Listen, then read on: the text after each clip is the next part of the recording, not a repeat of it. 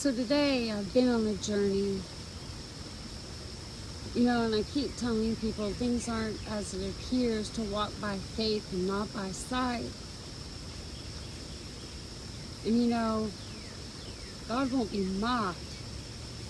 It's not in a vindictive way, like mocking people when you hear the mockers. Oh, the mockingbird videos I've done. But God not being mocked reminds me of the 23rd Psalm, where he speaks of making a table in the presence of your enemy. Today, well, I guess I should go back. Many years ago, I had found out I was pregnant.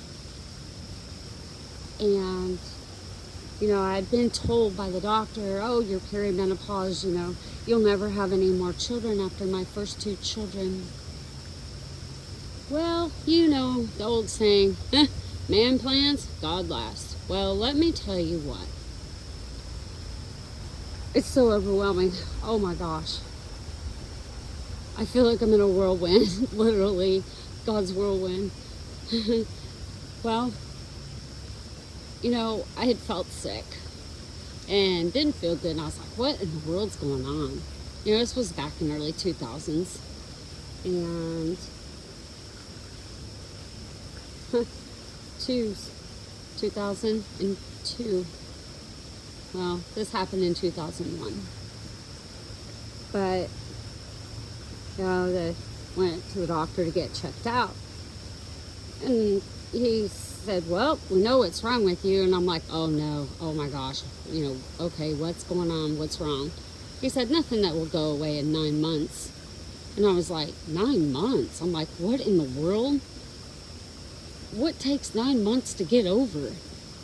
And the nurse laughed and she told me, she said, you're pregnant. Well, I ended up going to the OB doctor and had an ultrasound done for confirmation. And as I'm laying there with the nurse, or I guess the staff that was doing the ultrasound, she said, I was like, what? She said, 2. I was like, 2? 2 what? She's like, 2. And she showed one side, said 1, and scanned over to the other side of my womb, and she said 2. I was like, 2 babies? She's like, yeah, 2. And I was floored. I didn't know what to say. Well, I kept going back to the doctor because, it was 2 sacs. They called a microblast. Well, microblast sure makes me think of creation. So, they were like, well, let's give it a week and, come back and we'll do another ultrasound and we'll check and see, if the baby's in there and growing. Let me tell you, this went on my whole first trimester of my pregnancy. And I was told after the first month, I needed to have a D&C and have everything cleaned out. And I told him no. And he looked at me so confused. He's like, why? There's no baby. There's nothing in there. It's just 2 sacs. And I'm like, well, I'm not symptomatic. I said, I'm not hurting. I'm not bleeding. I said, I feel fine, other than just, first trimester morning sickness and stuff going on, which was pretty much all day. But I was like, no. I said, no. Well, come to my second, another 2 in my life, trimester. He said, all right, this is it. He said, if there is no babies, you have to do this. And at that point, I was so sick of hearing it. I sighed. I was like, okay, fine. Well, when they did the ultrasound that week, or should I say that day, starting on my second trimester, One of the sacs had a baby. The other sac had reabsorbed. And it reminds me in Jeremiah where it talks about the womb being your, the womb in your mother being your grave, and that her womb would be great. Well, it kind of reminds me of another story, but I need to finish mine to show the correlation for understanding. Today, my daughter, her whole life, she's always felt like something's missing and she never could quite understand it. And I knew why. Even though they were fraternal, they were still connected. So, today we went because they said that one of the holes that a baby has that bypasses, because the mother gives nourishment, they don't need their lungs. Those holes are in the heart for a reason, because they're not needing their lungs right now. Those close usually shortly after birth, as they get a little older. Sometimes they don't close. And, the doctor had told us he was pretty sure that one of them didn't close, and it was intermixing with her oxygenated and deoxygenated blood, breath of life, with her always feeling something missing.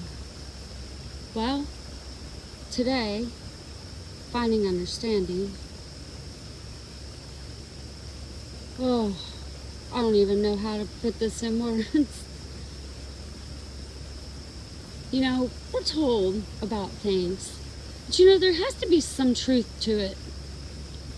You hear them all talking about the butterfly effect, and I was like, oh gosh, that's of the world. I don't even want to know. I don't know. I really, was so out of that. I was not even going to listen to it. But you know what?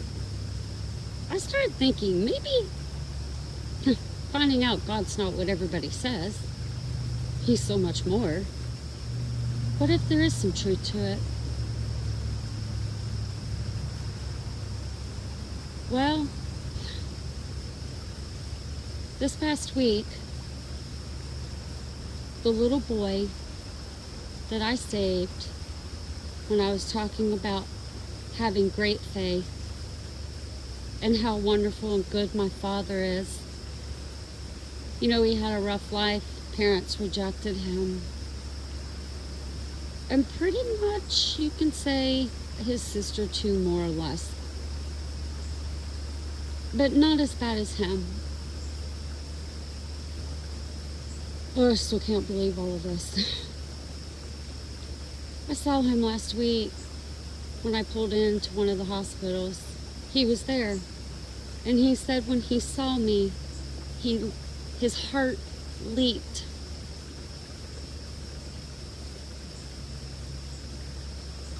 Well, the story in the Bible reminds me of Elizabeth and Mary going, with Zachariah's house.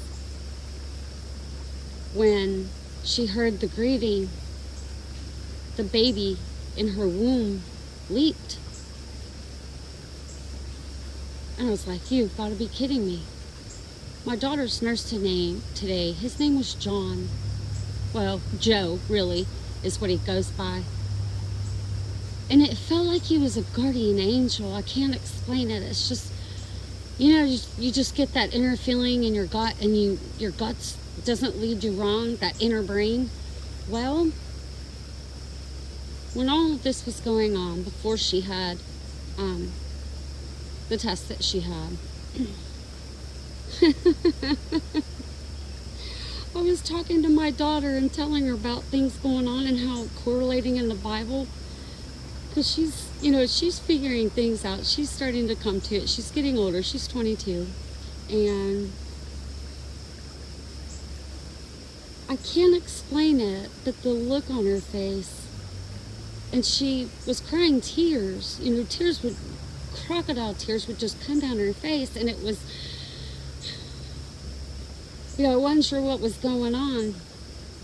And I explained to her, because she knows all this kid stuff that the younger generation knows that us older folk, we just don't have no idea.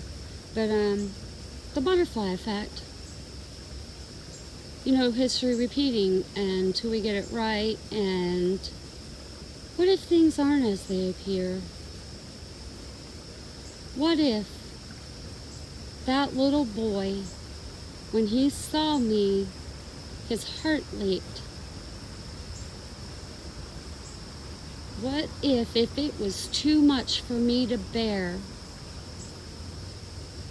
Because I ended up, during that time, I was young and dumb. I didn't have a clue about life at all. Really, I'm still learning, but I'm trying to do better. And she was taken from me when she was 4 months old. And I know why. I understand, and I don't hold a grudge for that, because I was being so irresponsible and so selfish during those times. But of course I didn't think so. But I still wanted to be there for my kids, my children. Well, what if that little boy's spirit was the little boy that reabsorbed in my womb? So I talked to her about it, and she's aware, but he's not. And I'm going to see when they meet. I'm not going to say a word. I'm going to stand back and see what happens.